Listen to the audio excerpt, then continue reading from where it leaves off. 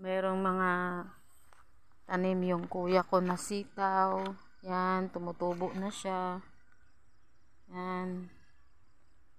Yan, malawak po yan. Yung area ng kuya ko. Lawak ng sitawan niya. Yan, puro sitaw yan lahat hanggang doon sa taas. Oh, ang ganda ng bukid, guys. Oh. Malapit na kami sa bukid.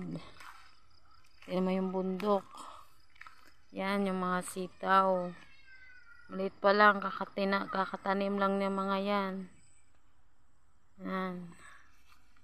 Yan, sitaw lahat yan, guys. Yung sa kabilang bakod, sitaw din yan. Marami ng bunga dyan, naharbisan na. Yan, hanggang doon. Sitawan lahat yan, guys. Ang lawak. Pag nag-harvest, ang tagal talaga matapos pag nag-harvest na. Yan, sa kabila naman, patulahan. Yan, guys. Ito po yung buhay namin dito sa probinsya, sa Balingasag, Cagayan de Oro. Yan, doon po yung bahay namin sa kabila. Ayun po, oh. Diyan po ako nakatira. Sa kabila naman yan, sa kuya ko. Yan ang sitaw niya. Pag yan lumaki na, yan, tutulong din ako dyan mag-tying, yung tatalian ng puno para pakapitin sa poste at nylon. Yan.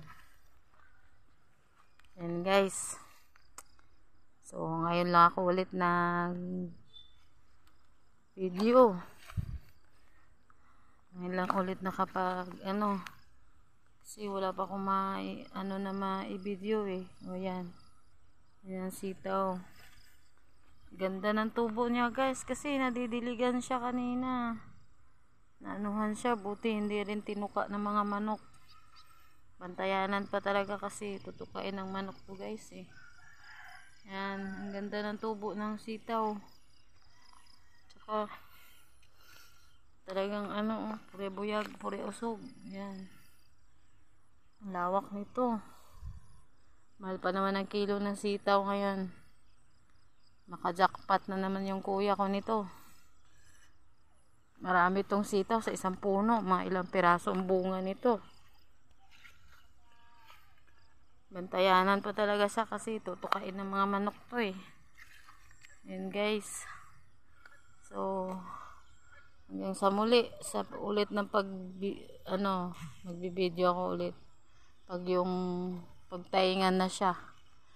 Yan. Yan, guys, yung area namin. Diyan po yung kuya ko nagtatrabaho sa crusher. Yan. Tsaka medyo padilim na, guys. Hapon na, oh. Yan.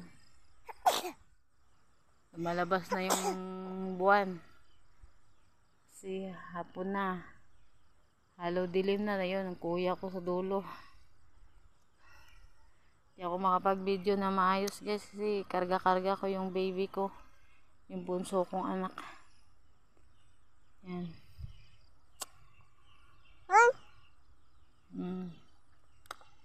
Yan. Lawak ng tanim ng kuya ko. So, bye-bye.